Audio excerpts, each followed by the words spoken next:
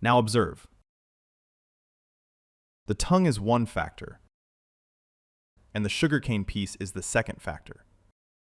When the tongue and the sugarcane have not yet come into contact, no sweetness arises at all. As soon as the tongue and the sugarcane come into contact, you immediately experience a sensation of sweetness. You see that what you perceive is the sensation of sweetness. The sweet sensation belongs to the category of mind, not matter. Observe. When the tongue and the sugarcane come into contact, the sweet sensation arises. When there's contact, the sweet sensation arises. When the tongue and the sugarcane are no longer in contact, the sweet sensation ceases. What you perceive of reality is the sensation of sweetness. It is mind, not matter. When contact arises, the sweet sensation arises. When contact ceases, the sweet sensation ceases. Therefore, this sweet sensation is impermanent. It arises and then passes away. It is not pre-existing, not always present, and not permanently residing in the sugarcane.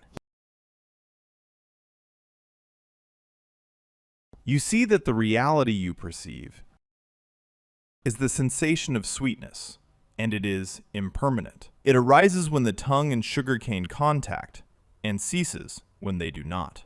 Thus, you can see right away that this sweet sensation arises and passes away. It is impermanent. Before contact, it did not exist. After contact ceases, it no longer exists. It is not pre-existing, not always present, and not permanently residing in the sugarcane.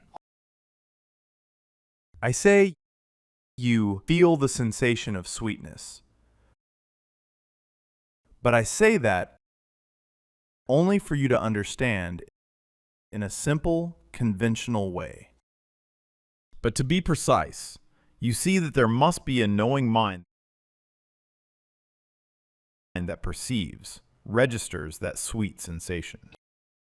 In reality, the contact between tongue and sugarcane gives rise to the sweet sensation, and simultaneously gives rise to tongue consciousness, the mind that perceives or registers this sweet sensation.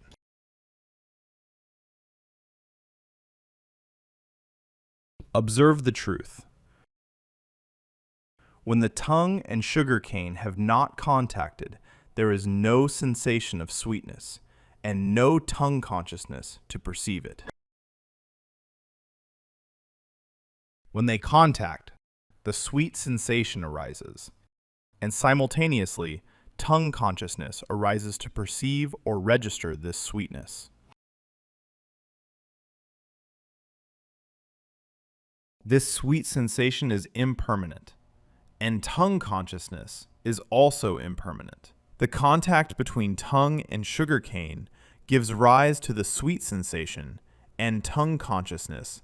When the contact ends, the sweet sensation ceases and tongue consciousness ceases. Therefore, both the sweet sensation and tongue consciousness are impermanent.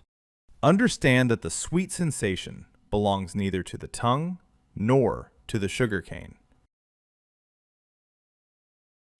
Thus, this sensation has no owner, no possessor. Therefore, this sweet sensation is ownerless and without a possessor. Similarly, tongue consciousness arises due to the contact of tongue and sugarcane. It belongs neither to the tongue nor to the sugarcane. Thus, this tongue consciousness is also ownerless and without a possessor. If you observe carefully and attentively, you will see that the contact between tongue and sugarcane gives rise to the sweet sensation simultaneously with tongue consciousness. Tongue consciousness registers or perceives the sweet sensation. It is not tongue consciousness knowing that the sugarcane is sweet. Thus, you see that the contact between tongue and sugarcane generates the sweet sensation, which is mind, and tongue consciousness, which is also mind.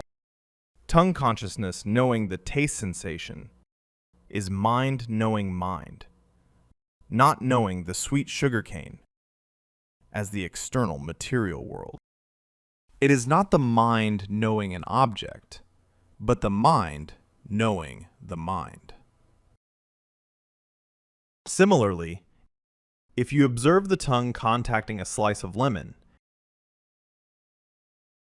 it gives rise to a sour sensation and simultaneously to tongue consciousness that perceives that sourness. When contact arises, sour sensation and tongue consciousness arise.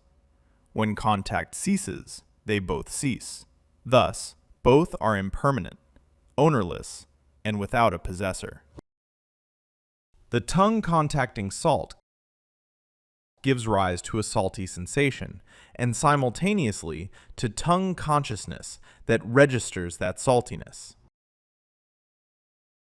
So we see that what humans perceive when the tongue contacts food are taste sensations. We generalize this into a formula. The tongue contacting the taste object gives rise to a taste sensation and simultaneously to tongue consciousness, which perceives this sensation, also a mind. It is not that tongue consciousness perceives the taste object,